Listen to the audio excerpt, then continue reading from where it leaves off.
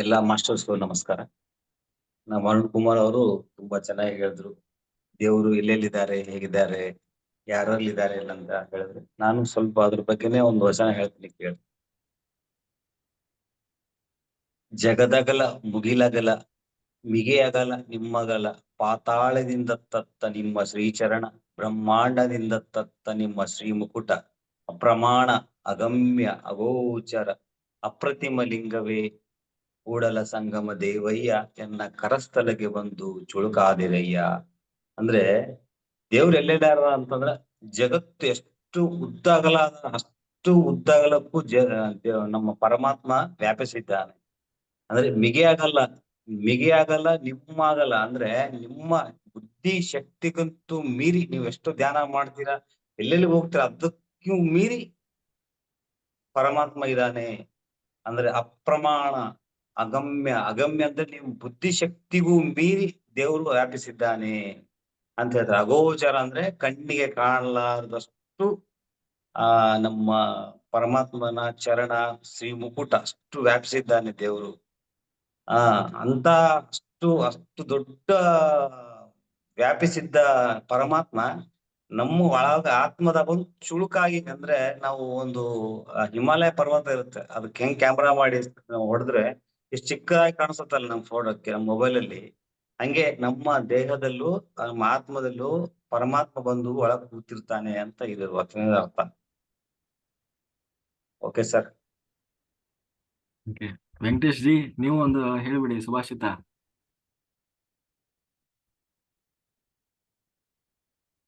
Unmute ಮಾಡಿ. ಇಲ್ಲ, ಇಲ್ಲಿ ಶರೀರ ಅಹಂಕಾರದಲ್ಲಿದ್ದಾಗ ಇಂಥ ಮೃಡ ಶರಣರ ನುಡಿಗಳು ಹೇಳ್ತಾರ. ಒಬ್ರು ಶರಣರು ಜೇಡರ ದಾಸಿಮಯ್ಯನವರು ಏನ್ ಹೇಳ್ತಾರಪ್ಪ ಅಂತಂದ್ರೆ,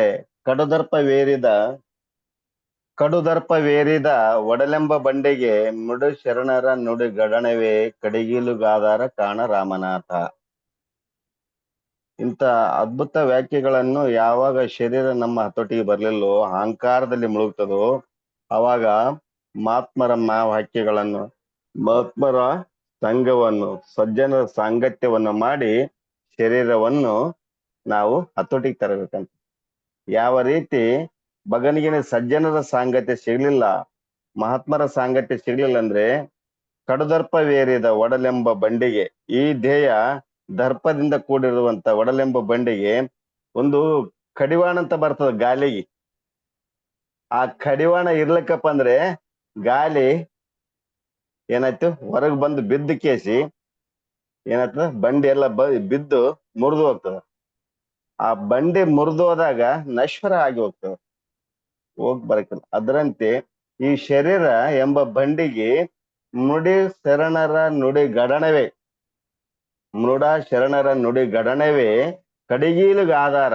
ಯಾವ ರೀತಿ ಇಲ್ಲಿ ಈ ಒಂದು ಶರೀರಕ್ಕ ಆಯತಪ್ಪಿ ಬುಳ್ಳಾರ್ದಂಗ ನೋಡೋದಕ್ಕ ಈ ಕಡಿವಾಣ ಹೆಂಗ ಬಹುಮುಖ್ಯವೋ, ಅದರಂತೆ ಮಹಾತ್ಮರ ಮಹಾವ್ಯಾಖ್ಯೆಗಳು, ಗೀತೆ ಮತ್ತು ಆಮೇಲೆ ಶಾಸ್ತ್ರಗಳು, ಮಹಾತ್ಮರ ಸಜ್ಜನರ ಸಾಂಗತ್ಯ ಅತಿ ಮುಖ್ಯವಾಗಿರ್ತದ. ಅಂಥ ಬಹುಮುಖ್ಯವಾಗಿರುವಂತ ಒಂದು ವ್ಯಾಖ್ಯೆಗಳನ್ನು ಗಮನದಲ್ಲಿಟ್ಟುಕೊಂಡು ಈ ಶರೀರವನ್ನು ಹತೋಟಿಗೆ ತಂದು ಈ ಒಂದು ಶರೀರದಲ್ಲಿರ್ತಕ್ಕಂಥ ಯಾರು ಎಂಬುದನ್ನು ತಿಳಿದು ಜ್ಞಾನದ ಕಡೆಗೆ ಹೋಗಿ ಜನ್ಮನ ಸಾಫಲ್ಯ ಮಾಡ್ಕೋಬೇಕಂತ ಶರಣರದ ಒಂದು ಸುಭಾಷಿತ ಗುರುಗಳೇ. ಇಷ್ಟು ಹೇಳೋದಕ್ಕೆ ಇಷ್ಟಪಡ್ತೀನಿ. ಚೆನ್ನಾಗಿತ್ತು, ಚಿಕ್ಕದಾಗಿ ಚೊಕ್ಕದಾಗಿ ಎರಡು. Okay, thank you masters, thank you. ಆಮೇಲೆ ಯಾರಾದ್ರೂ ಮಾಸ್ಟರ್ಸ್ ಹೊಸಬ್ರು ಜಾಯ್ನ್ ಆಗಿದ್ರೆ ಆಯ್ತಾ, ಅವರ ಗಮನಕ್ಕೆ ಏನಂದ್ರೆ, ಎಲ್ಲರೂ ಪ್ಲಾಸ್ಟಿಕ್ ಚೇರ್ ಮೇಲೆ ಕೂತ್ಕೊಂಡು ಧ್ಯಾನ ಮಾಡಿ. ಸೋಫಾ ಈ ತರದ್ದೆಲ್ಲ ಬೇಡ, ಯಾಕೆಂದ್ರೆ ಬಹಳ ಕಂಫರ್ಟೇಬಲ್ ಅನ್ಸಿದ್ರೆ ಅಲ್ಲೇವರೆಗೆ ಮಲಗಿಬಿಡ್ತೀವಿ. ಆಮೇಲೆ ನಿದ್ದೆಯನ್ನ ನಿಯಂತ್ರಣ ಮಾಡುವುದು ಅಥವಾ ಕಂಟ್ರೋಲ್ ಮಾಡುವುದು ನಮ್ಮ ಉದ್ದೇಶ ಅಲ್ಲ, ಆಯ್ತಾ. ಇಲ್ಲಿ ನಾವು ನಿಗ್ರಹ ಮಾಡೋದು, ನಿದ್ದೆ ಬಿಡೋದು ಅನ್ನುವ ಕಾನ್ಸೆಪ್ಟ್ ಇಲ್ಲ. ಬದಲಾಗಿ ನಾವು ರಾತ್ರಿ ಎಲ್ಲ ಧ್ಯಾನ ಮಾಡೋದು ಒಂದು ಕಾನ್ಸೆಪ್ಟು. ಎರಡನೇದು, ಧ್ಯಾನದಲ್ಲಿ ನಿದ್ದೆ ಬಂದ್ರೆ ಏನಾಗ್ಬೇಕು, ಏನಂತಂದ್ರೆ ಧ್ಯಾನದಲ್ಲಿ ನಿದ್ರೆಗೆ ಜಾರಬೇಕು. ಅದು ಯೋಗ ನಿದ್ರೆ, ಆಯ್ತಾ. ಯೋಗ ನಿದ್ರೆ ಎಷ್ಟೊತ್ತ ನಮ್ಮ ದೇಹಕ್ಕೆ ನಮ್ಮ ಒಂದು ಆತ್ಮಸ್ಥಿತಿಗೆ ಎಷ್ಟು ಬೇಕೋ ಅದನ್ನು ನಡೀತದೆ. ಯಾವುದು ಯೋಗ ನಿದ್ರಾ ಸ್ಥಿತಿ, ಯೋಗಿಕ್ ಸ್ಲೀಪ್. ಒಟ್ಟು ಈ ಆಧ್ಯಾತ್ಮಿಕ ಸಾಧನೆಯಲ್ಲಿ, ಯೋಗಿಗಳ ಆಧ್ಯಾತ್ಮಿಕ ಸಾಧನೆಯಲ್ಲಿ ಒಟ್ಟು 4 ಹಂತಗಳು ಬರ್ತದೆ. ಆಯ್ತಾ? 4 ಹಂತ. ಮೊದಲನೇ ಹಂತ ಯೋಗಿಕ್ ಸ್ಲೀಪ್. ಅಂದ್ರೆ ರಾತ್ರಿ ಏನ್ ಮಾಡ್ತಾರೆ, ರಾತ್ರಿ ಎಲ್ಲ ಧ್ಯಾನ ಮಾಡುವಾಗ ರಾತ್ರಿ ಪೂರ್ತಿ ಅವೇರ್ನೆಸ್ ಎಲ್ಲರಿಗೂ ಇರಲ್ಲ. ಆರಂಭಿಕ ಹಂತದಲ್ಲಿ ಮಲಗ್ತಾರೆ, ಅಂದ್ರೆ ಯೋಗಿಕ್ ಸ್ಲೀಪ್, ಮಲಗ್ತಾರೆ, ಯೋಗ ನಿದ್ರೆ. ಯೋಗ ನಿದ್ರಾ ಸ್ಥಿತಿಯಿಂದ ಕೆಲವು ದಿನಗಳ ಸಾಧನೆಯ ನಂತರ ಅವೇರ್ನೆಸ್ ಅನ್ನೋದು ಅವರಿಗೆ ಬರ್ತಾ ಹೋಗ್ತದೆ. ಅವೇರ್ನೆಸ್ ಬಂದಾಗ ಏನಾಗ್ತದೆ, 2ನೇ ಸ್ಟೇಜ್ ಅಲ್ಲಿ ಯಾವುದು, ಅವೇರ್ನೆಸ್ ಅಲ್ಲಿ ರಾತ್ರಿ ಎಲ್ಲ ಧ್ಯಾನ ಮಾಡ್ತಾರೆ. ಇದು 2ನೇ ಹಂತ. 3ನೇ ಹಂತದಲ್ಲಿ ಆ ಅವೇರ್ನೆಸ್ ಅಲ್ಲಿ ಯಾವಾಗ ಧ್ಯಾನ ಮಾಡ್ತಾರೆ, ರಾತ್ರಿ ಎಲ್ಲ ಕಳೀತಾರೆ, ಅವಾಗ ಅವರಲ್ಲಿ ಎನರ್ಜಿ, ಶಕ್ತಿ ಅನ್ನೋದು, ಆ ಶಕ್ತಿ ವಲಯ ಜಾಸ್ತಿ ಆಗ್ತಾ ಹೋಗ್ತದೆ. ದಿನದಿಂದ ದಿನಕ್ಕೆ ಜಾಸ್ತಿ ಆಗ್ತಾ ಆಗ್ತಾ ಎಕ್ಸ್ಟ್ರೀಮ್ ಆಗ್ತದೆ, ಶಕ್ತಿ ಹೆಚ್ಚಾಗ್ತದೆ. ಅಂದ್ರೆ ಅವರ ತೇಜಸ್ಸು, ಅವರ ಎನರ್ಜಿ ಜಾಸ್ತಿ ಆಗ್ತದೆ. ಅದು 2ನೇ ಹಂತ. ಆ 2ನೇ ಹಂತದಲ್ಲಿ ಏನಾಗ್ತದೆ ಅಂತಂದ್ರೆ, ಶಕ್ತಿ ಯಾವಾಗ ಜಾಸ್ತಿ ಆಗಿ ಅವರ ದೇಹದಿಂದ ಸೂಕ್ಷ್ಮ ಶರೀರ ಹೊರಗೆ ಬರ್ತದೆ. ಅದು 3ನೇ ಹಂತ. ಸೂಕ್ಷ್ಮ ಶರೀರ ಹೊರಗೆ ಬರುವುದು 3ನೇ ಹಂತ. ಆಯ್ತಾ?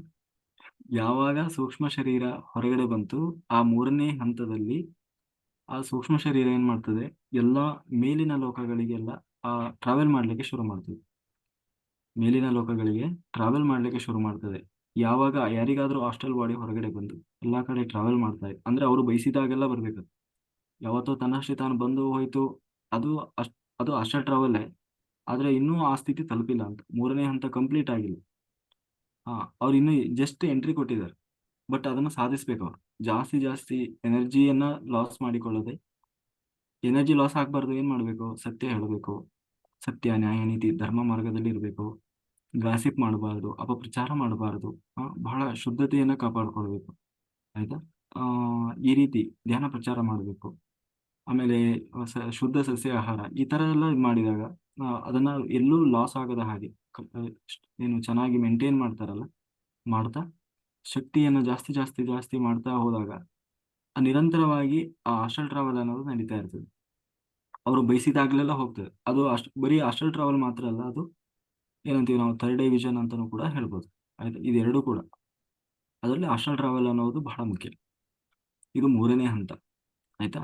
ಅಂದ್ರೆ ಅವನು ಬಯಸಿದಾಗಲೆಲ್ಲ ಹೋಗ್ತಾನೆ ಬರ್ತಾನೆ. ಕುಂತ್ರೆ ಸಾಕು ಧ್ಯಾನಕ್ಕೆ, ಅವ್ರು ಹೋಗ್ಬೇಕು ಒಂದ್ ಕಡೆ ಹೋಗ್ತಾರೆ. ಇದು 3ನೇ ಹಂತ.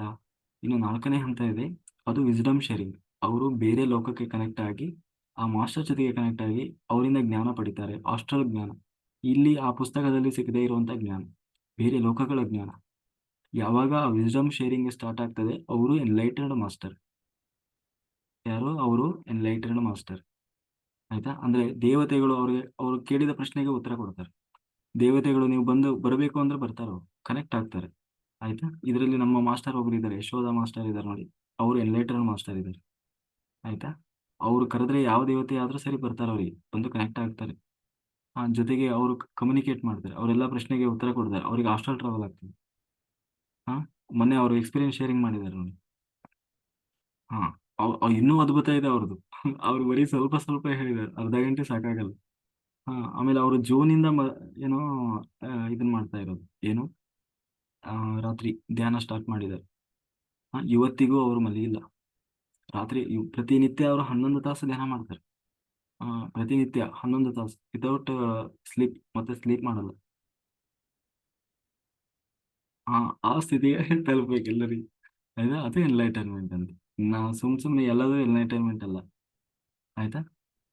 ಅಂದ್ರೆ ಇದು ಪತ್ರಿಜಿಯವರು ಹೇಳಿದ ಎನ್ಲೈಟನ್ಮೆಂಟ್. ಇನ್ನೊಂದು ಸರ್, ಏನಂದ್ರೆ, ಹ್ಮ್ ನಮ್ಮ ಆತ್ಮ ಆನಂದಮಯವಾಗಿದ್ರೆ ಮಾತ್ರ ಸಾಧ್ಯ. ಇದು ನಮ್ಮ ಆತ್ಮ ಆನಂದಮಯವಾಗಿರ್ಬೇಕು. ಆನಂದಮಯವಾಗಿದ್ದಾಗ ಮಾತ್ರ ನಾವು ಎನ್ಲೈಟೆಡ್ ಆಗ್ಲಿ, ಮತ್ತೆ ಅಸ್ಟ್ರಲ್ ಟ್ರಾವೆಲ್ ಆಗ್ಲಿ ಮಾಡಕ್ ಸಾಧ್ಯ. ಈಗ ನಾವು ಅದಕ್ಕೆ ಬೇರೆ ಬೇರೆ ವಿಚಾರಗಳು, ನಾವು ವಿಚಾರ ಬಂದ್ರೆ ಆಗಲ್ಲ. ಯಾವಾಗ್ಲೂ ಆನಂದ ಸ್ಥಿತಿಯಲ್ಲಿ ಇಟ್ಕೊಂಡ್ರೆ ಇವೆಲ್ಲ ಫಸ್ಟ್ ಸ್ಟೇಜು, ಸೆಕೆಂಡ್ ಸ್ಟೇಜು ತಲುಪಬಹುದು. ಭಯ ಆತಂಕ ಅನ್ನೋದು ಇರಬಾರ್ದು. ಆನಂದಮಯ ಸ್ಥಿತಿಯಲ್ಲಿ ಇರಬೇಕು. ಆನಂದವೂ ಬ್ರಹ್ಮ. ಎಷ್ಟು ನಮ್ಮ ಆತ್ಮ ಎಷ್ಟು ಹ್ಯಾಪಿ ಆಗಿರುತ್ತಲ್ಲ, ಅಷ್ಟು ನಾವು ಆಧ್ಯಾತ್ಮಿಕದಲ್ಲಿ ಮುಂದುವರಿಬಹುದು. ಮಾಸ್ಟರ್ ಅರುಣ್ ಮಾಸ್ಟರ್ ಮಾತಾಡಿ. ನಮಸ್ತೆ ಸರ್. ಸರ್ ರಾತ್ರಿ 9 ಗಂಟೆಗೆ ಕೂತ್ಕೊಂಡಿದ್ದು ಮೆಡಿಟೇಷನ್ಗೆ. ತುಂಬಾ ಎನರ್ಜಿ ಇತ್ತು ಸರ್. ಇತ್ತು ಅಂದ್ರೆ ಮಳೆ ಸುರಿದಂಗಿತ್ತು ಸರ್ ರಾತ್ರಿ ಮಾತ್ರ ಮೆಡಿಟೇಷನ್. ಆದ್ರೆ ನೀವು ರಾತ್ರಿ 2:30, 3 ಗಂಟೆಲೇನೆ ಹ್ಯಾಂಡ್ ರೈಸ್ ಮಾಡಿ ಅಂತ ಹೇಳಿದ್ರಲ್ರ, ಆಗ ಮಾತ್ರ ನೆನ್ಪಾಯ್ತು ಹ್ಯಾಂಡ್ ರೈಸ್ ಮಾಡಿದೆ. ಮತ್ತೆ ಚೇರ್ ಮೇಲೆನೆ ಕೂತ್ಕೊಂಡು ಬೆಳಿಗ್ಗೆ 6 ಗಂಟೆವರೆಗೂನು ಎಚ್ಚರ ಇಲ್ಲ ಸರ್. ಆದ್ರೆ ಆ ಒಂದು 3 ಗಂಟೆಯಿಂದ 6 ಗಂಟೆ ಒಳಗಡೆ ಒಂದು ಡ್ರೀಮು ಏನೋ ಗೊತ್ತಿಲ್ಲ. ಬಟ್ ಭೂಮಿ ಮೇಲೆ ಅಲ್ಲ, ಭೂಮಿ ಸ್ವಲ್ಪ ಕೆಳಗಡೆನೆ ಒಂದು ಗುಡಿ ಇದೆ ಗೋಪುರದ ತರ. ಅಲ್ಲಿ ವಿಗ್ರಹಗಳಿದಾವೆ. ಯಾವ ವಿಗ್ರಹ ಅಂತ ಗೊತ್ತಿಲ್ಲ. 1 ನೋಡಿದ್ವಿ, 2 ನೋಡಿದ್ವಿ, 3ನೇದು ದೇವಿ ವಿಗ್ರಹ. ದೇವಿ ಅಂದ್ರೆ ಈಗ ನಾನ್ ಹೆಂಗ್ ಕೂತಿದ್ದೀನೋ ಹಂಗೆ ಇದ್ದಾಳೆ, ರೂಪ ಬೇರೆ. ದೇವತೆ ರೂಪ ಹೆಂಗಿದೆ ಹಂಗಿದೆ. ಆಕೆ ಏನ್ ಮಾಡ್ತಾ ಇದ್ದಾಳೆ ಅಂದ್ರೆ ಕಣ್ಣು ಬಿಟ್ಟು ಹಿಂಗ್ ನೋಡ್ತಾ ಇದ್ದಾಳೆ. ನನಗ್ ಖುಷಿ ಆಗೋಗ್ಬಿಡ್ತು. ದೇವಿ ಕಣ್ಣು ಬಿಟ್ಟಿದ್ದಾಳೆ ನೋಡ್ರಿ ಅಂತೇಳಿ ನಾನು ಓಡಿ ಹೋಗ್ತಾ ಇದ್ದೀನಿ ಆಕೆ ಹತ್ರ. ಈ ತರ ಒಂದ್ ಎಕ್ಸ್ಪೀರಿಯನ್ಸ್ ಆಯ್ತು ಸರ್ ಇದು.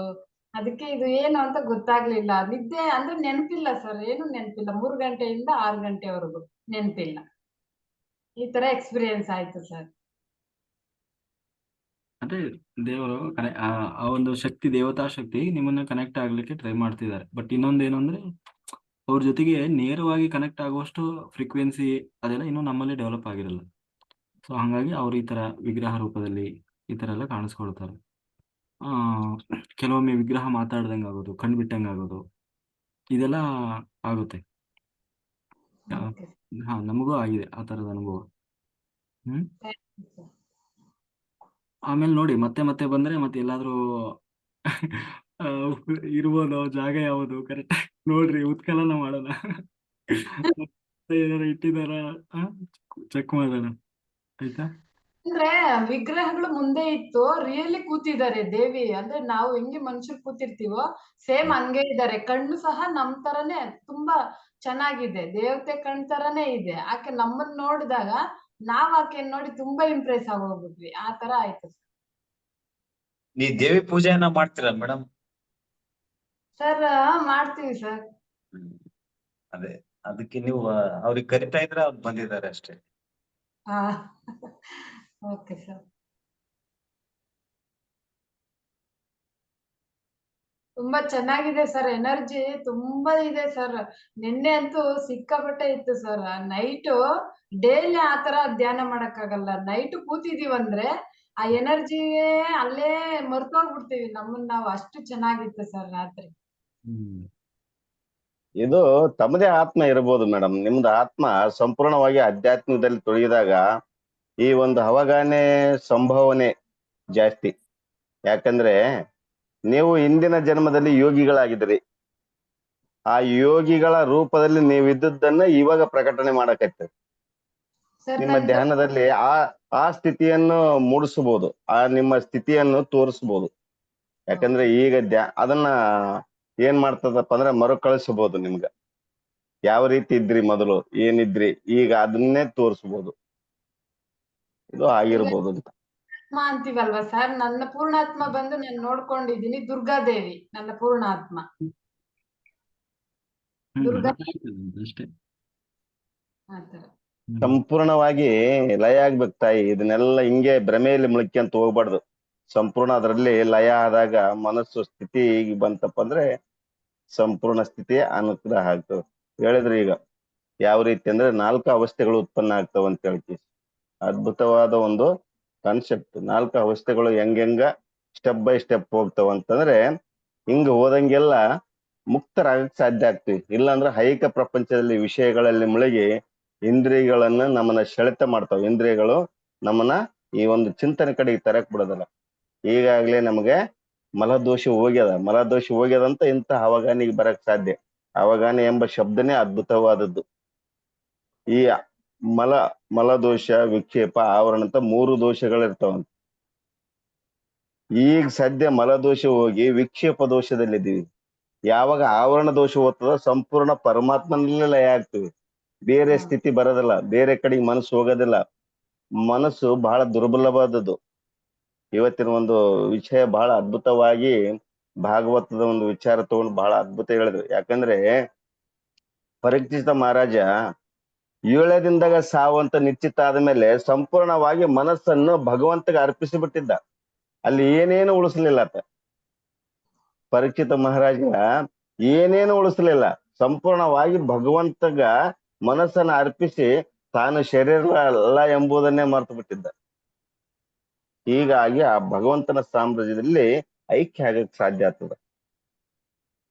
ಅದರಂತೆ ನಿಮ್ಮ ಮನಸ್ಸು ಯಾವ ಸ್ಥಿತಿಯಲ್ಲಿ ಇಡುತ್ತಿರೋ ಅದು ಅವಗಾನಿಕೆ ಬರ್ತದೆ, ಸಾಧ್ಯನೇ.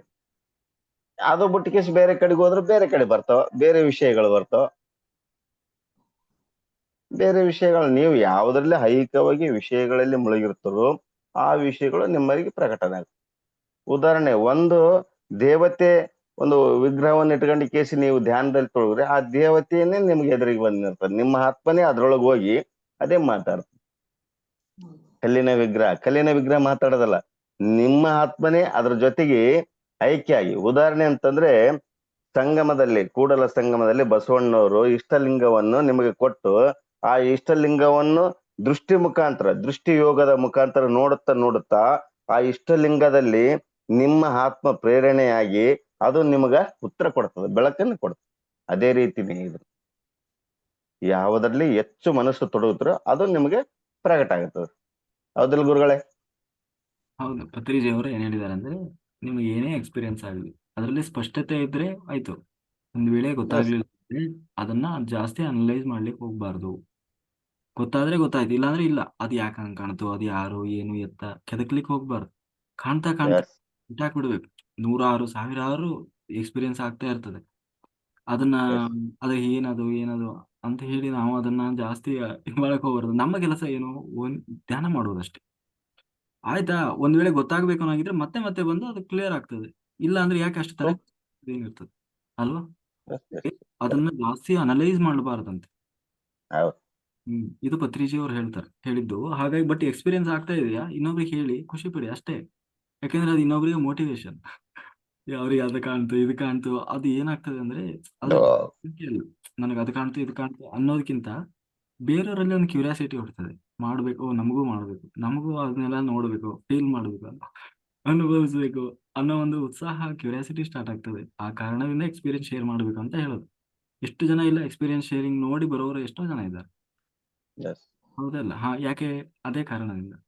ಹಾಗಾಗಿ ಇಲ್ಲ, ಒಳ್ಳೇದು.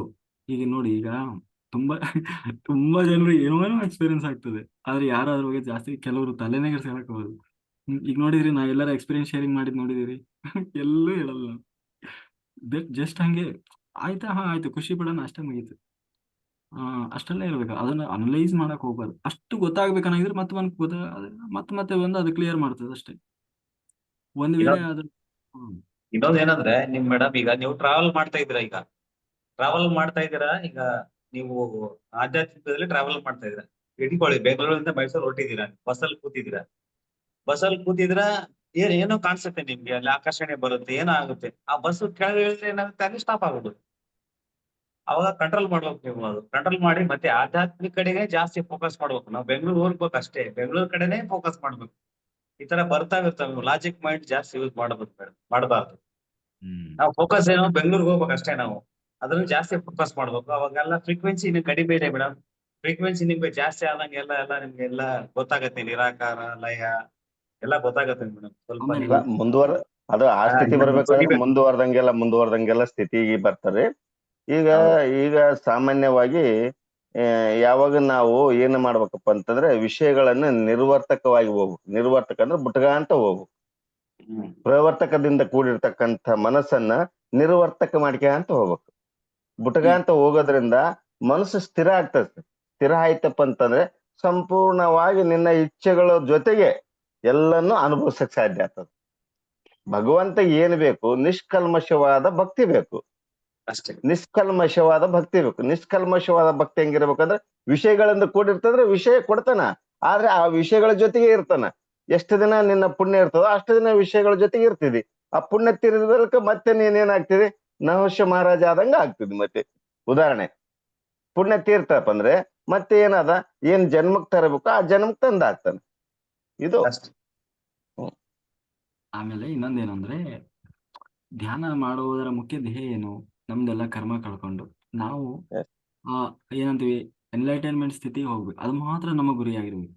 ಈಗ ನಾವು ಇಲ್ಲಿಂದ ಮೈಸೂರಿಗೆ ಹೊರಟಿದೀವಿ, ಹಾದಿಲಿ ಹೋಗುವಾಗ ಏನೇನೋ ಕಾಣ್ತದೆ, ಕಾಣದೇ ಇರ್ಲಿಕ್ಕೆ ಸಾಧ್ಯ ಇಲ್ಲ, ಕಾಣ್ತಾ ಇರ್ತದೆ, ಯಾಕಂದ್ರೆ ಅಲ್ಲಿರೋದು ಕಾಣುತ್ತೆ.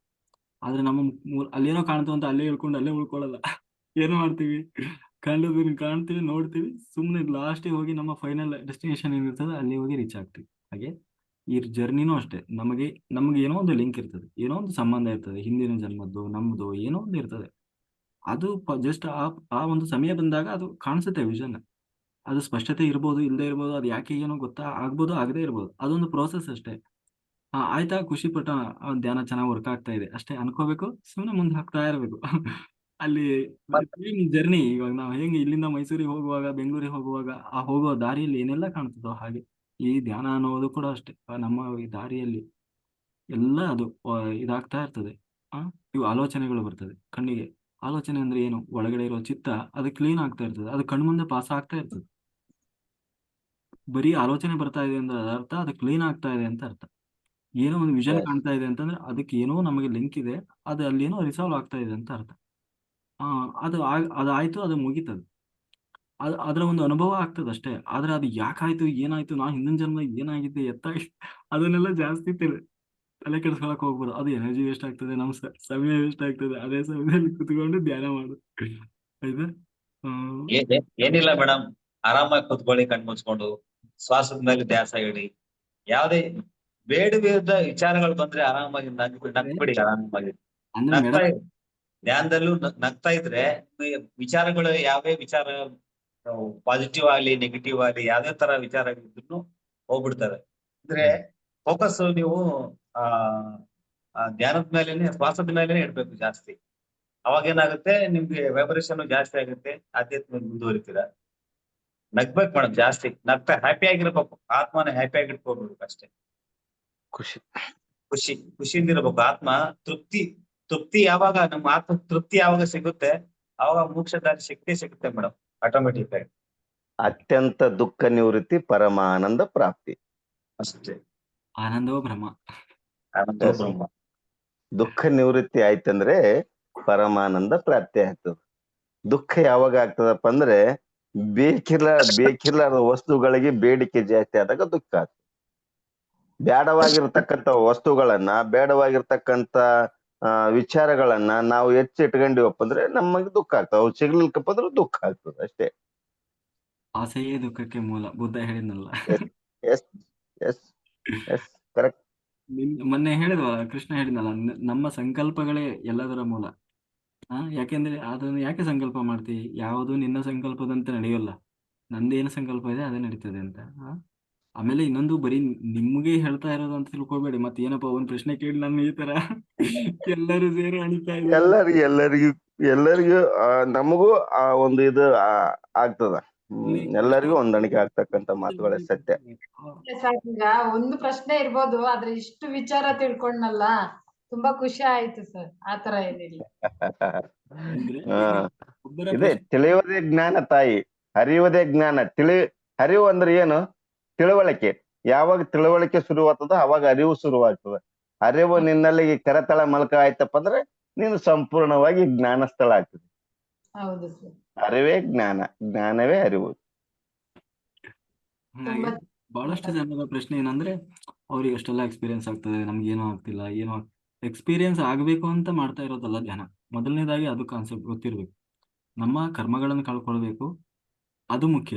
ಮೊದಲನೇದಾಗಿ ಕರ್ಮ ಎಲ್ಲ ಕಳ್ಕೊಂಡು ನಾವು ಆ ಆತ್ಮಸ್ಥಿತಿಗೆ ತಲುಪಬೇಕು, ಆಯ್ತಾ. ಆತ್ಮಾರಾಮ ನಮ್ಮೊಳಗಿರುವ ಆತ್ಮಸ್ಥಿತಿಯನ್ನ ತಲುಪಿ ಅಲ್ಲಿ ನಾವು ಆನಂದ ಎನ್ಲೈಟನ್ಮೆಂಟ್ ಆ ಕಡೆಗೆ ಹೋಗ್ಬೇಕು ಹೊರತು ಅದು ಬಿಟ್ಟು ಎಕ್ಸ್ಪೀರಿಯನ್ಸ್ ಆಗ್ಲಿಕ್ಕಾಗಿ ಅಂತ ಧ್ಯಾನ ಅಲ್ಲ.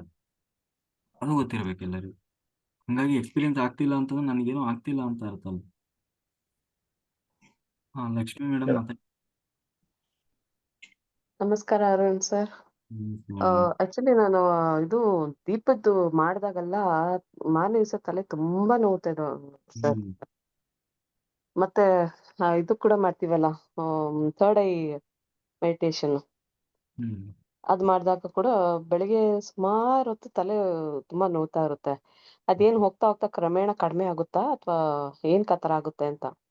ಕಡಿಮೆ ಆಗುತ್ತೆ ಮೇಡಮ್. ಈ ಸ್ಟಾರ್ಟಿಂಗ್ ಅಲ್ಲಿ ಇವಾಗ ದೀಪ ನೋಡ್ತಾರಲ್ಲ, ಎಲ್ಲರಿಗೂ ಈ ಪೋರ್ಷನ್ ತಲೆ ನೋಯ್ತದೆ, ಹಣೆ ಭಾಗ, ಇರ್ತದಲ್ಲ, ಯಾಕೆಂದ್ರೆ ಕಣ್ಣಿಗೂ ಮತ್ತೆ ನಮ್ಮ ಇದಕ್ಕೂ ನರ್ವಸ್ ಸಿಸ್ಟಮ್ ಕನೆಕ್ಟ್ ಇರ್ತದಲ್ಲ.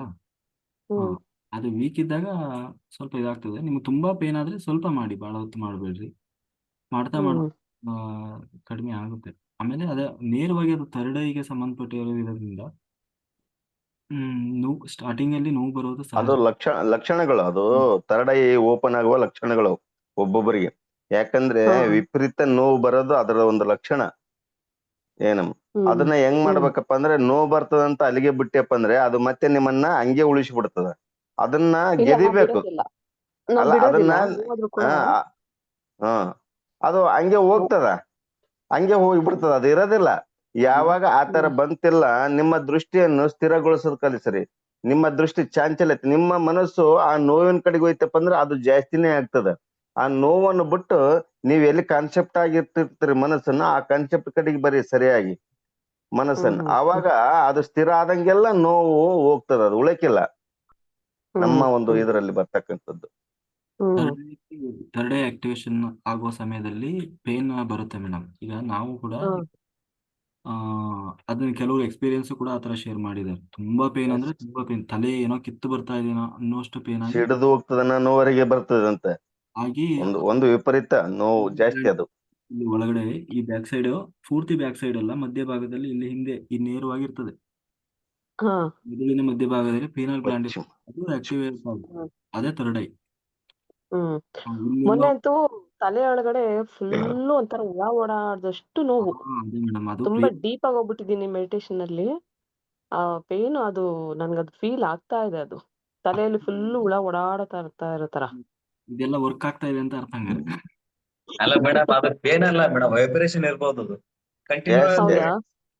S vibration. ಹ್ಮ್ ಅದು ಅಲ್ಲ ಪೇನ್ ಅಲ್ಲ ಎಸ್ ಅದು ಎಸ್ ಮೇಡಮ್, ವೈಬ್ರೇಷನ್. ಅದು ಈಗ ನೋಡ್ರಿ, ಸರ್ಟನ್ ಟೈಮ್ ಆದ್ಮೇಲೆ ಕಮ್ಮಿ ಆಗುತ್ತೆ ಅದು. ಹಾ ಹೌದಾ? ಅಂದ್ರೆ ಮೆಡಿಟೇಷನ್ ಮಾಡುವಾಗ ಆತರ ಆಗ್ತಿತ್ತು. ಹಾ, ಮೆಡಿಟೇಷನ್ ಆದ್ಮೇಲೆ ಅವೇರ್ನೆಸ್ ಬಂದ ಮೇಲೆ ಒಂದ್ ಸ್ವಲ್ಪ ಹೊತ್ತು ಆದ್ಮೇಲೆ ಅದೇನು ಇಲ್ವೇನೋ ಅನ್ನೋ ತರ ಇತ್ತು. ಅದು ಹಾ. ಪೇನ್ ಅಲ್ಲ ಮೇಡಮ್, ಪೇನ್ ಅಲ್ಲ ಅದು. ಪೇನ್ ಹ್ಮ್ ಅಲ್ಲ, ಅದು ವೈಬ್ರೇಷನ್. ಅದು ಅದು ಇಲ್ಲ, ನಿಮ್ಗೆ ಅದು ಟೋಟಲಿ ಮೊದಲು ಜಾಗೃತಿ ಆತರ ಆಗೋದಕ್ಕೆ ಅನಿಸ್ತದೆ. ಸಹಾಯ ಮಾಡುತ್ತೆ. ಇಲ್ಲ, ಮೊದಲು ಆತರ ಅನಿಸ್ತದೆ. ಯಾಕೆಂದ್ರೆ ನಮಗೆ ಫಸ್ಟ್ ಸ್ಟಾರ್ಟಿಂಗ್ ದೃಷ್ಟಿಯೋಗ ಹ್ಮ್ ಮಾಡಕಲ್ಕ ಮೆಸ್ಮೇಜರಿಜನ್ ಅಂತ ಮಾಡ್ತಿದ್ವಿ. ಈಗ ಬಂದಿದ್ವಿ ನಾವು ಗೂಢಕೇಶಕ, ಒಂದು 2 ತಿಂಗಳಾಯ್ತು. ಅದಕ್ಕಿಂತ ಮೇಲೆ ಮೆಸ್ಮೇರಿಸಮ್ ಅಂತ ಮಾಡ್ತಿದ್ವಿ. ಅಂದ್ರೆ ದೀಪ ಹ್ಮ್ ಹಚ್ಕೊಂಡು ಅದನ್ನೇ ನೋಡ್ಕೊಂತ ಕೊಡ್ತಿದ್ವಿ. ಅವಾಗ ನಮ್ಗ ಏನಾಗ್ತಿತ್ತಂದ್ರೆ ತಲೆ ಈಗೇನು ಒಡೆದು ಹೋಗ್ತದನೋ ಒಂದು ಸ್ಥಿತಿಗೆ ಬರ್ತಿದ್ವಿ. ಸಂಪೂರ್ಣ ಹ್ಮ್ ಹ್ಮ್ ಅದು ಯಾವಾಗ ಅದ್ರ ಮೇಲೆ ಏಕಾಗ್ರತೆ ಜಾಸ್ತಿ ಆಯ್ತು, ಅದು ಬರ್ಲೇ ಇಲ್ಲ, ಹೋಗಿ ಬಿಡುತ್ತೆ. ಉದಾಹರಣೆ, ನೀವು ಮೂಗಿನ ತುದಿಯನ್ನು ನೋಡ್ಕೊಂತ ಕುಂತಾಗುನು ಹಂಗೆ ಆಗ್ತದೆ. ಯಾಕಂದ್ರೆ ಶ್ವಾಸ ಉಚ್ಛ್ವಾಸ ಮಾಡಕಲ್ಕ ಮೂಗಿನ ತುದಿಯಿಂದ ಬರ್ತಕ್ಕಂಥ ಶ್ವಾಸ ಉಚ್ಛ್ವಾಸವನ್ನು ಗಮನ ಹರಿಸುವುದು ಬಹಳ ಅತಿ ಮುಖ್ಯವಾಗಿರ್ತಕ್ಕಂಥ ಆನಾಪಾನಸತಿ ಧ್ಯಾನದಲ್ಲಿ. ಹ್ಮ್ ಆ ಅವಾಗುನು ಹಂಗೆ ಅಷ್ಟೇ ಇದಾಗ್ತಿತ್ತು. ಯಾಕಂದ್ರೆ ಫಸ್ಟ್ ಸ್ಟಾರ್ಟಿಂಗ್ ಜಾಸ್ತಿ ಮೂಗಿನ ತುದಿಯನ್ನು ಗಮನ ಹರಿಸಿದಾಗ ಸೊ ನೆಲ್ಕಾಸು ಆಮೇಲೆ ಒಂಥರ ಇದು ಬಂದಂಗ ಆಗ್ತಿತ್ತು. ಒಂದ್ ತಲೆನೋವು, ಇಲ್ಲಪ್ಪ ಅಂತಂದ್ರೆ ಒಂದ್ ನಮೂನಿ ಯಾವುದು ಆಕ್ಷನ್ ಆದಂಗ ಆಗ್ತಿತ್ತು. ಅದನ್ನ ಹಂಗೆ ಹ್ಮ್ ಪ್ರಬಲಗೊಳಿಸಿದಾಗ ಮಂಗಮಾಯ ಅದು ಯಾವುದು ಬರೋದಿಲ್ಲ, ಸ್ಥಿರ ಆಗ್ತದೆ. ಹ್ಮ್ ಹ್ಮ್ ಹ್ಮ್ ಕೆಲವೊಬ್ಬರಿಗೆ ಸ್ಥಿರ ಆಗೋ ಒಂದು ಲಕ್ಷಣಗಳವು. ಮೇಡಮ್ ಈಗ ಮತ್ತೆ ಅರುಣ್ ಸರ್, ಇದು ಥರ್ಡ್ ಐ ಮೆಡಿಟೇಷನ್ ಮಾಡ್ತಿದ್ದಾಗ ಮಧ್ಯದಲ್ಲಿ ನೆತ್ತಿ ಮೇಲೆ ಮಧ್ಯದಲ್ಲಿ ಒಂದು ಕಾಯಿನ್ ಅಷ್ಟಾಗ್ಲ ಗ್ಯಾಪ್ ಬಂತು ನನಗೆ. ಹ್ಮ್. ಒಂದು ಎಕ್ಸಾಕ್ಟ್ಲಿ ಒಂದು ರೌಂಡ್ ಸರ್ಕಲ್ ತರ ಕಾಯಿನ್ ಅಷ್ಟಾಗ್ಲ ನೆತ್ತಿ ಮೇಲೆ ಗ್ಯಾಪ್ ತರ ಬಂತು. ಈಗ ಅದ್ ಫೀಲ್ ಆಯ್ತು ಬ್ರಹ್ಮ ನನಗೆ. ಒಬ್ರು ಇದು ಈಗ್ಲತ್ತ ಈಗ ನಾವ್ ಮಾತಾಡ್ತೀವಲ್ಲ, ಬ್ರಹ್ಮರಂಧ್ರದಲ್ಲಿ ನಮ್ಗೆ ಆಯಸ್ಕ ಅಂತ ಹೇಳ್ದಂಗೆ ಇಳ್ಕಂತ ಕೂಡಕೈತದೆ. ಈಗ ನಿಮ್ ಜೊತೆಗೆ ಹ್ಮ್ ಮಾತಾಡ್ತೀವಿ, ಕನೆಕ್ಟ್ ಆಗಿದೀವಿ. ಯಾವಾಗ ಇಲ್ಲಿ ಅರುಣ್ ಸರ್ ಜೊತೆಗೆ ಕನೆಕ್ಟ್ ಆಗಿದೀವಪ್ಪ ಅಂದ್ರೆ, ಈಗ ಅವ್ರೇನ್ ಕೈ ಆಡ್ತಾರಲ್ಲ ಆ ಬ್ರಹ್ಮರಂಧ್ರದಲ್ಲಿ ಸಂಪೂರ್ಣ ಏನದ ಅದೇ. ವಿಶ್ವ ಚೈತನ್ಯ ಶಕ್ತಿ ಒಳಗಡೆ ಹೋಗ್ತಿರ್ತದ. ಈಗ ಹ್ಮ್ ಭಾಗವತ ಇರ್ತದಲ್ಲ, ಅದರಲ್ಲಿ ಹೇಳುವಾಗ ಪ್ರತಿ ಸಾರಿ ನಾನು ಹೇಳ್ತೀನಿ ನೋಡ್ರಿ, ಬ್ರಹ್ಮರಂಧ್ರನ ಒಡೆದು ಹೊರಗಡೆ ಬಂದ್ರು ಅಂತ ಹೇಳಿ. ಒಬ್ಬ ನಿಜವಾದ ಹಾ ಮಾಸ್ಟರ್, ಮೋಕ್ಷಕ್ಕೆ ಹೋಗುವ ಜೀವಿ. ಒಟ್ಟು 9 ರಂಧ್ರ ಇದೆ ನಮ್ಮಲ್ಲಿ. 9 ರಂಧ್ರದಿಂದ ಯಾವ ರಂಧ್ರದಿಂದ ಜೀವ ಹೊರಗೆ ಬಂದರೂ ಅವನು ಮೋಕ್ಷಕ್ಕೆ ಹೋಗಲ್ಲ, ಪುನಃ ಜನ್ಮ ತಾಳಿ ಬರ್ತಾನೆ. ಇಲ್ಲಿ ರಂಧ್ರ ಇದೆ, ಆದ್ರೆ ಬಹಳ ಸೂಕ್ಷ್ಮ ಇದೆ. ಅದನ್ನ ಯಾರು ಒಡೆದು ಹೊರಗೆ ಬರ್ತಾರೆ, ಅವನು ಹ್ಮ್ ಬೀಜದಿಂದ ಭಗವಂತನನ್ನೇ ಹೋಗಿ ಸೇರ್ತಾನೆ. ಅದು ಎಸ್ ಅದೇ ಹ್ಮ್ ಸಹಸ್ರಾರ, ಅದೇ ಸಹಸ್ರಾರ ಸ್ಥಿತಿ. ಅದು ಓಪನ್ ಆಗ್ಬೇಕು, ಜೀವ ಅಲ್ಲಿಂದ ಹೊರಡ್ತಾನೆ. ಹೊರಡು ಅದು ಎಲ್ಲಿ ಏನ್ ಸುಷುಮ್ನಾ ನಾಡಿಯನ್ನ ಸೇರಿ, ಸುಷುಮ್ನಾ ನಾಡಿಯಿಂದ ಈ ಎಲ್ಲ ಏನೋ 9 ರಂಧ್ರಗಳನ್ನ ಬ್ಲಾಕ್ ಮಾಡ್ತಾನೆ. ಅದು ಒಬ್ಬ ಯೋಗಿ ಪ್ರಾಣ ಬಿಡುವ ಸ್ಥಿತಿ ಅದು. ಯೋಗಿ ಪ್ರಾಣ ಅಂದ್ರೆ ಹ್ಮ್ ನಿಮ್ಗೆ ಅದು ಗೊತ್ತಾಗ್ಬೇಕಂತೇನಿಲ್ಲ. ನಿಮ್ಮ ಆತ್ಮ ಆಲ್ರೆಡಿ ಆ ಲೆವೆಲಿಗೆ ಸ್ಥಿತಿಯಾಗಿ ರೆಡಿ ಆಗಿರ್ತದೆ. ಪ್ರಾಣ ಬಿಡೋ ಟೈಮಲ್ಲಿ ಅದು ಹ್ಮ್ ಪ್ರಿಪೇರ್ ಆಗ್ಬಿಡ್ತದೆ, ಎಲ್ಲದನ್ನ ಬಂದ್ ಮಾಡ್ತದೆ. ಬಂದ್ ಮಾಡಿ ಆ ಸುಷುಮ್ನ ನಾಡಿಯಿಂದ ಇಲ್ಲಿ ಇಲ್ಲಿ ಓಪನ್ ಆಗ್ತದೆ ಅದು. ಇಲ್ಲಿ ಹ್ಮ್ ಹಾ ಅಲ್ಲಿ ಬಹಳ ಸೂಕ್ಷ್ಮ ಇರ್ತದೆ. ನಿಮ್ಗೆ ಇನ್ನೂ ಹೇಳಬೇಕು ಅಂತಂದ್ರೆ, ಸಣ್ಣ ಮಕ್ಕಳು ಇರ್ತದಲ್ಲ, ಪಾಪು ಹ್ಮ್ ಹಾ ಹ್ಮ್ ಅದು ಅಳಿತೆ ಅಂತಾರೆ ಆ ಅದಕ್ಕೆ. ದೇಹಕ್ಕೆ ಹ್ಮ್ ಜೀವ ಬರೋದೇ ಇಲ್ಲಿಂದ ಪ್ರವೇಶ ಆಗಿ ಅದಿನ್ನೂ ಕೂಡಿರಲ್ಲ. ನೀವು ಸಣ್ಣ ಹೌದು. ಮಕ್ಕಳು, ಅದು ಬಹಳ ಅವ್ರಿಗೆಲ್ಲ ಗೊತ್ತಿರ್ತದೆ, ಯಾಕಂದ್ರೆ ಅವ್ರಿಗೆ ಮಗುವಿನ ಹಣಿ ಹಣ್ಣೆತ್ತಿ ಕೂಡಿರಕ್ಕಿಲ್ಲ, ಅದಕ್ಕೆ ಎಣ್ಣೆ ಹಾಕಿ ಒತ್ತಿ ಇದು ಮಾಡ್ತಿರ್ತಾರೆ ಸೂಕ್ಷ್ಮವಾಗಿ. ಹ್ಮ್ ಅದೇ ಬ್ರಹ್ಮರಂಧ್ರ ಅದು. ಹಾ ಅದರ ಎಸ್ ಅದು ಮೂಲ. ಹಾಗಾಗಿ ನಿಮ್ಮ ಅದೆಲ್ಲ ನಿಮ್ದು ಸಹಸ್ರಾರ ಥರ್ಡ್ ಐ ಅದು ಓಪನ್ ಆಗೋ ಒಂದು ಸೂಚನೆಗಳು. ಈ ಕೆಲವೊಮ್ಮೆ ಹೌದು. ಹಾ ಹಾ ರೆಕ್ಕೆಗಳು ಓಪನ್ ಆದಂಗೆ ಆಗ್ತದೆ, ಗೋಲ್ಡನ್ ರೆಕ್ಕೆಗಳು. ಹಾ ನಿಮ್ಗೆ ಕಾಯಿನ್ ಆ ತರ ಓಪನ್ ಆದಂಗೆ ಆಗೋದು, ಅಥವಾ ಕಮಲ ಅರಳಿ ನಿಂತಂಗೆ ಭಾಸ ಆಗೋದು. ಹ್ಮ್ ಹ್ಮ್ ಅಲ್ಲೇ ಹ್ಮ್ ಏನು ಒಂದು ಸ್ವಲ್ಪ ಏನೋ ಪಾಯಿಂಟ್ ಬಿದ್ದಂಗ ನೀವು ಆಗುತ್ತೆ. ನಾನು ರಮಣ ಮಹರ್ಷಿ ಆಶ್ರಮದ ಕೂತಾಗ ನಾನು ಹಂಗೆ ಆಗಿತ್ತು ಸರ್. ಅದು ಇದ್ರ ಎಕ್ಸ್ಪೀರಿಯನ್ಸ್ ನನಗಾಗಿದೆ. ಯಾವುದು ಇದಕ್ಕಿದೆ, ನನ್ನ ತಲೆ ತುಂಬಾ ಫುಲ್ಲು ಈ ಕಮಲ ಅರಳಿ ನಿಲ್ತದಲ್ಲ, ಫುಲ್ಲು ವಾವ್ ಅದು ಆಗಿದೆ ನನಗೆ ಆ ಎಕ್ಸ್ಪೀರಿಯನ್ಸ್. ಹ್ಮ್ ವಾವ್ ಇದೇನಪ್ಪ ನನ್ನ ತಲೆ. ನಾನು 2023 ಕಡತಲ್ಕ್ ಹೋಗಿದ್ದೆ ಸರ್, ಅರುಣ್ ಸರ್. ಹ್ಮ್ ಕಡತಲ್ಕ್ ಹೋದಾಗ ಇನ್ನ ಒಂದ್ 2 ಕಿಲೋಮೀಟರ್ ಮುಂದಿತ್ತು, ನನಗ ಬ್ರಹ್ಮರಂಧ್ರದಿಂದ ಒಂದು ಎನರ್ಜಿ ಪಾಸ್ ಆಗ ಶುರು ಆಯ್ತು. ಯಾವಾಗ ಪತ್ರಿ ಸರ್ ನಿರ್ವಹಣಾ ಸಮಾಧಿ ಸ್ಥಿತಿಯಲ್ಲಿ ಓದಿವೋ, ಎಲ್ಲಿ ಒಡೆದೋಗ್ತದನಪ್ಪ ತಲೆ ಎಂಬುವಂತ ಒಂದು ಸ್ಥಿತಿ ಬಂದಿತ್ತು ಸರ್. ಎಲ್ಲಿ ಒಡೆದೋಗ್ತ ಇಷ್ಟೊಂದು ವಿಪರೀತ ಏನಿದಾವ ಅಂತ ನನಗೆ ಭ್ರಮೆಯಲ್ಲಿ ಮುಳುಗಿ ಹೋಗಿದ್ದೆ. ಆ ತರ ಆಗಿತ್ತು ಅದು. ಜಾಸ್ತಿ ಎನರ್ಜಿ ಎಲ್ಲಿರ್ತದೋ ಆ ಒಂದು ಎನರ್ಜಿ ಅದು ಬಂದು ನಮ್ಮ ಒಳಗ್ ಹೋದಂಗೆಲ್ಲ ಆ ರೀತಿ ಅನಲೈಸಿಸ್ ಆಗ್ತದ. ನಿಮಗೆ ಆಲ್ರೆಡಿ ಮೇಡಮ್ ಇದು ಆಗ್ತಾ ಇದೆಯಲ್ಲ, ಏನು ಆಸ್ಟ್ರಲ್ ಟ್ರಾವೆಲ್ ಆಗ್ತಾ ಇದೆ ನಿಮಗೆ. ನೀವು ಆಲ್ರೆಡಿ ಹಾ ನೀವು 3rd ಸ್ಟೇಜ್ ಅಲ್ಲಿ ಇದೀರಿ ಈಗ. ನೀವು ಬಹಳ ಓ ಇವಾಗೆಲ್ಲ ಅದು ಆಕ್ಚುಲಿ ಇಲ್ಲ ಸರ್, ನಾನು ಇದು ನೈಟ್ ಮೆಡಿಟೇಷನ್ ಬಂದ ಮೇಲೆನೆ ನನ್ಗೆ ಇಷ್ಟೆಲ್ಲ ಎಕ್ಸ್ಪೀರಿಯನ್ಸಸ್ಗಳು ಆಗ್ತಿರೋದು. ಆಕ್ಚುಲಿ ತುಂಬಾ ಎಫೆಕ್ಟಿವ್ ಇದೆ ನೈಟ್ ಮೆಡಿಟೇಷನ್. ಕೂತ್ಕೊಂಡ್ರೆ ನಾನು ಬೆಳಗ್ಗೆ 5 ಗಂಟೆವರೆಗೂ 5 ಗಂಟೆಯಿಂದ 6 ಗಂಟೆವರೆಗೂ ಕೂತಿರ್ತೀನಿ ನಾನು. ಹ್ಮ್ ಬಟ್ ಇದು ಸಡನ್ ಆಗಿ ಅದು ಏನಕ್ಕೆ ಕಾಣಿಸ್ತು ಅನ್ನೋದು ನನ್ಗೆ ಗೊತ್ತಾಗ್ಲಿಲ್ಲ. ಅದೇ ಮೇಡಮ್, ಅದು ಪ್ರೋಸೆಸ್ ಅದು ಆಗ್ತಾನೆ ಇರ್ತದಲ್ಲ.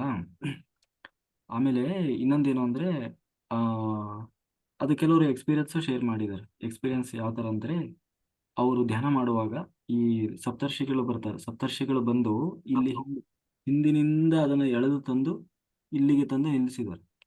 ಆ ತರ ಎಕ್ಸ್ಪೀರಿಯನ್ಸ್ ಹ್ಮ್ ಅವರಿಗೆ ತಂದು ನಿಲ್ಲಿಸಿದ್ದಾರೆ. ಮತ್ತೆ ಆ ಒಂದು ಇದಾಗುವಾಗ ಅವರಿಗೆ ಬಹಳ ಪೇನ್ ಆಗಿದೆ. ಅಂದ್ರೆ ಹ್ಮ್ ಧ್ಯಾನದಲ್ಲಿ ಬಹಳ ಪೇನ್ ಹ್ಮ್ ಇದೆ. ಹ್ಮ್ ಯೋ ನನ್ನ ಬಿಡಿ ಬಿಡಿ ಬಿಡಿ ಅಂತ ಹೇಳಿ ಅವರು ಒದ್ದಾಡಿದ್ರು. ಆ ಹ್ಮ್ ಆ ತರ ಅನುಭವ ಆಗಿ ಅದಾದ ಕ್ಷಣದಿಂದ ಅವರಿಗೆ ಥರ್ಡ್ ಐ ಆಕ್ಟಿವೇಶನ್ ಆಗಿದೆ. ಥರ್ಡ್ ಐ ಆಕ್ಟಿವೇಶನ್ ಆಗಿದೆ ಅಂದ್ರೆ ಅವ್ರಿಗೆ ಕಣ್ಣು ಮುಚ್ಚಿದ್ರೆ ಸಾಕು, ಎಲ್ಲ ಗೊತ್ತಾಗ್ತದೆ. ಆ ಹ್ಮ್ ಹ್ಮ್ ಎಲ್ಲಾ ಹಿಂದಿನ ಫುಲ್ಲು ಅವ್ರದ್ದು ಎಷ್ಟು ಜನ್ಮ ತಗೊಂಡಿದ್ದಾರೆ ಅದೆಲ್ಲ ಗೊತ್ತಾಗ್ತದೆ ಅವರಿಗೆ. ಆಮೇಲೆ ಹ್ಮ್ ಯಾವ್ದಾರ ಒಂದು ದೇವಸ್ಥಾನದಲ್ಲಿ ಹೋಗಿ ಕೂತ್ರೆ ಅಲ್ಲಿರೋ ದೇವರು ನೇರವಾಗಿ ಇಮಿಡಿಯೇಟ್ ಕನೆಕ್ಟ್ ಆಗ್ತಾರೆ. ಅವ್ರು ಕನೆಕ್ಟ್ ಆಗಿ ಅವ್ರು ಏನೇ ಹೇಳೋದು ಕೇಳೋದು ಈ ಮೆಸೇಜ್ ಇದ್ರು ಕೊಡ್ತಾರೆ. ಅಂದ್ರೆ ಈ ತರ ಆಗ್ಬೇಕದು ಓಪನ್. ಸುಮ್ಮನೆ ನಂದೇನೋ ಏನೋ ಅದು ಕಂಡಂಗಾತು ಇದು ಕಂಡಂಗಾತು ನನ್ ಮುಂದಾಗದ್ ಗೊತ್ತಾಯ್ತು, ಅದು ಅಲ್ಲ ಅಂತಲ್ಲ, ಅದು ಥರ್ಡ್ ಐ ವಿಷನ್. ಆದ್ರೆ ಹ್ಮ್ ಚಿತ್ತ ಪ್ರಜ್ಞಾವಸ್ಥೆ ಅದು. ಆ, ನಿಮ್ದು ಆ ಒಂದು ಪ್ರೊಸೆಸ್ ನಡೀತಾ ಇದೆ. ಅದಾಗ ಹ್ಮ್ ನೀವು ಅದಕ್ಕೆ ಸಪೋರ್ಟ್ ಮಾಡ್ಬೇಕು, ಸಹಕಾರ ಕೊಡ್ಬೇಕು. ಹ್ಮ್ ಹ್ಮ್ ಹೆದರ್ಕೊಳ್ಳುವಂಥದ್ದು ಏನಿಲ್ಲ. ಹ್ಮ್ ಅವರಿಗೆ ಆಗಿದೆ ಅದು. ಸರ್ವಜ್ಞನ ಒಂದು ವಚನ ಹೇಳಿದ್ದಾರೆ, ನವದ್ವಾರಗಳ ಮುಚ್ಚಿ ಶಿವ ಧ್ಯಾನದೊಳಿರಲು ಪೃಥ್ವಿ ಮೇಲಿನ ನವಕೊಂಡದಳ ಮಾತು ನಿಮ್ಮ ಕಿವಿಯೊಳಗಿರ್ಪವು ಸರ್ವಜ್ಞ ಅಂತ. ಹ್ಮ್ ಎಷ್ಟು ಚಂದ ಹೇಳಿದಾರೆ ನೋಡಿ. ಯಾವಾಗ ನಾವು ನವದ್ವಾರಗಳು ಹೇಳಿದ್ರಲ್ಲ ಗುರುಗಳು, ನವದ್ವಾರಗಳನ್ನು ಬಂದ್ ಮಾಡಿ, ನವದ್ವಾರಗಳು ಇವೆ: ಆಧಾರ, ಸ್ವಾದಿಷ್ಟ, ಮಣಿಪುರ, ಅನಾಥ, ವಿಶುದ್ಧಿ ಚಕ್ರ, ವಿಶುದ್ಧಿ, ಅಗ್ನಿ, ಸಹಸ್ರಾರು, ಪಶ್ಚಿಮ ಚಕ್ರ ಅಂತ ಹೇಳ್ಕೇಸಿ ನವದ್ವಾರಗಳು. ಅದು ಚಕ್ರಗಳು. ಆದ್ರೆ ಇಲ್ಲಿ ದ್ವಾರಗಳು ಯಾವ್ಯಾವ ಅಂತ ಹೇಳ್ಕೇಸಿ ಅದನ್ನ ಸಂಪೂರ್ಣವಾಗಿ ಬರ್ತದ. ಆಧಾರದಲ್ಲಿ ದ್ವಾರ ಬರ್ತದ, ಸ್ವಾದಿಷ್ಠಾನದಲ್ಲಿ ಬರ್ತದ, ಮಣಿಪುರದಲ್ಲಿ ಈ ರೀತಿ ನಮ್ಗ ದ್ವಾರಗಳು ಬರ್ತಾವ. ಆ ದ್ವಾರಗಳು ಯಾವಾಗ ಮುಚ್ಚಿ ಸ್ತಬ್ಧ ಮಾಡಿ ಒಂದ್ ಕಡೆ ನಿಲ್ಲಿಸಿ ಸ್ತಬ್ಧ ಮಾಡಿ ಬಂದ್ ಮಾಡಿ ಭಗವಂತನ ಕಡೆಗೆ ಇದ್ದೀವಪ್ಪ ಅಂತಂದ್ರ ಆ ಬ್ರಹ್ಮರಂಧ್ರದ ಮುಖಾಂತರ ಇರ್ತಕ್ಕಂಥ ನವಖಂಡ ಅಂತಂದ್ರೆ ಪೃಥ್ವಿ, ಇದು ಏಷ್ಯಾ ಅಂತ ಒಂದು ಖಂಡ ನಮ್ಮ ಭಾರತದ. ಅದರಂತೆ 9 ಖಂಡದೊಳಗೆ ಇರತಕ್ಕಂಥ ಇಡೀ ಜಗತ್ತಿನ ಇರ್ತಕ್ಕಂಥ ವಿಷಯಗಳೆಲ್ಲ ನಿಮ್ ಗಮನಕ್ಕೆ ಬರ್ತಾವ ಅಂತ ಹೇಳ್ತಾರೆ. Okay, thank you sir. ಧನ್ಯವಾದಗಳು.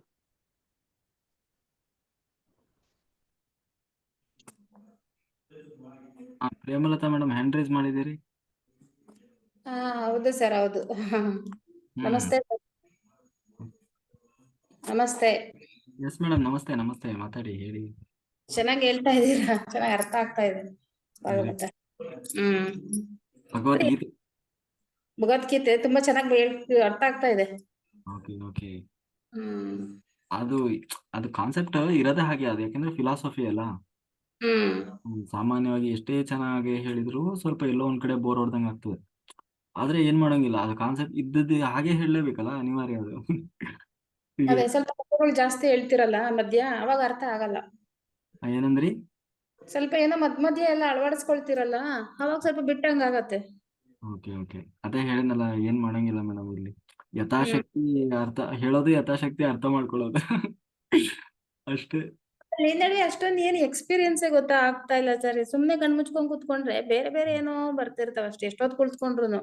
ಆದ್ರೆ ಇನ್ನೊಂದೇನಪ್ಪ ಅಂದ್ರೆ, ಮಧ್ಯಾಹ್ನ ಧ್ಯಾನ ಮಾಡ್ತೀವಿ. ಇವಾಗ ನಮ್ದಿಲ್ಲ ಆನಾಪಾನಸತಿ ಅಂತ ನಮ್ ಫ್ರೆಂಡ್ಸ್ ಎಲ್ಲ ಒಂದ್ 20-30 ಜನ. ಅವಾಗ ನೋಡಿ, ನೆನ್ನೆ ಸುಮ್ನೆ ಕುಳಿತಿದಂಗೆ ಪತ್ರಿಜಿಯವ್ರು ಬಂದೇ ಬಿಟ್ರು. ನಾವ್ ಅದೇ ಕೇಳ್ಕೊಂಡ್ ಕುಳಿತ್ಕೊಂಡೆ, ಇವಾಗ ನೀವ್ ಇಲ್ಲಿ ಬರ್ಬೇಕು, ನಾವು ಈ ಜಾಗ ಈ ಸ್ಥಳದಲ್ಲಿ ನಾವು ಎಷ್ಟ್ ಚೆನ್ನಾಗ್ ಬಂದೇ ಹೋದ್ರು. ಅದೇ ರಾತ್ರಿ ಎಲ್ಲ ಕುತ್ಕೊಂಡ್ರು ಬರಲ್ಲ, ಏನೇನೋ ಏನೋ ಎಫೆಕ್ಟ್ ಇದೆಯಾ ಅದ್ರದ್ದು ಇದ್ರದ್ದು. ಯಾವಾಗ ಮಾಡಿದ್ರೆ ಧ್ಯಾನ ಒಂದೇ, ಅದು ಗೊತ್ತು. ಅಷ್ಟೊಂದೇನು ಎಕ್ಸ್ಪೀರಿಯನ್ಸೇ ಆಗ್ತಾ ಇಲ್ಲ. ಬರ್ತಾರೆ ಇವತ್ತು ನಿನ್ನೆ ಬಂದು ಹೋಗಿದ್ದಾರಲ್ಲ, ದಿನ ಬರ್ತಾರೆ. ಏನಿಲ್ಲ, ಬನ್ನಿ ಕಷ್ಟ ಏನ್ ಆತರ ಏನ್ ಕೇಳ್ಕೊಂಡಿಲ್ಲ. ನೆನ್ನೆ ಸುಮ್ನೆ ಈ ಜಾಗಕ್ ನೀವ್ ಬರ್ಬೇಕು, ಇಲ್ಲಿ ಶುರು ಮಾಡಿದೀವಿ ಅಂದ್ರೆ ಎಷ್ಟ್ ಚೆನ್ನಾಗ್ ಬಂದಿ. ಅದಕ್ಕೆ ಈಗ ನಾವೇ ಆದ್ರೂ ಅಷ್ಟೇ ಅಲ್ವಾ, ಎಲ್ಲಾದ್ರೂ ಏನಾದ್ರು ಕೆಲಸ ಇದ್ರೆ ಹೋಗ್ತಾರೆ, ಸುಮ್ನೆ ತಿರ್ಗ್ತಾರ ಇಲ್ಲ. ನೀವ್ ಅಲ್ಲಿ ಕರೆದ್ರಿ ಬಂದ್ರ ಅವರು. ಬರಲ್ಲ ನಮ್ಮನೆಗೆ, ಇಲ್ಲಿ ಗ್ರೂಪ್ ಅಲ್ಲಿ ಬಂದ್ರು.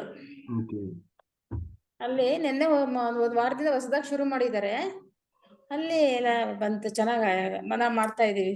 ಬರ್ತಾರೆ ಮೇಡಮ್. ಈಗ ಅವ್ರಿಗೆ ನಾವು ಒಬ್ರೇ ಅಲ್ಲಲ್ಲ, ನಮಗ ಅವ್ರೊಬ್ರು, ಆದ್ರೆ ಅವ್ರಿಗೆ ನಾವು ಒಬ್ರೇ ಅಲ್ಲಲ್ಲ. ನಮ್ಮಂತವ್ರು ಎಷ್ಟೋ ಜನ, ಲಕ್ಷಾಂತರ ಕೋಟ್ಯಾಂತರ ಜನ ಧ್ಯಾನ ಮಾಡ್ತಿದ್ದಾರೆ ಪಾಪ. ಎಲ್ಲ ಅದೇ ಟೈಮ್ ಬೇರೆ ಏನು ಇದೇ ಆಗಲ್ಲ. ಕಣ್ಮುಚ್ಕೊಂಡ್ ಕುತ್ಕೊಂಡ್ರೆ ಏನು ಎಂತದು ಬರಲ್ಲ, ಸುಮ್ನೆ ಕುತ್ಕೊಂಡಿರ್ಬೇಕು. ಇಷ್ಟೊತ್ತಕ ಹೇಳಿದೀವಲ್ಲ ಮೇಡಮ್, ಇಲ್ಲಿ ಸಾಧನೆ ಜಾಸ್ತಿ ಮಾಡ್ಬೇಕು, ಆಗತ್ತೆ, ಏನಿದಿಲ್ಲ. ಸರಿ sir, okay okay, thank you. Okay ಮಾಡ್ತೀವಿ. ಓಪನ್ ಮೆಡಿಟೇಷನ್ ಸ್ಟಾರ್ಟ್ ಮಾಡೋಣ. ಇವತ್ತು ಸ್ವಲ್ಪ ಲೇಟ್ ಆಯ್ತು, ಇರ್ಲಿ, ಒಳ್ಳೆ ವಿಚಾರಗಳು ಡಿಸ್ಕಸ್ ಆಯ್ತು.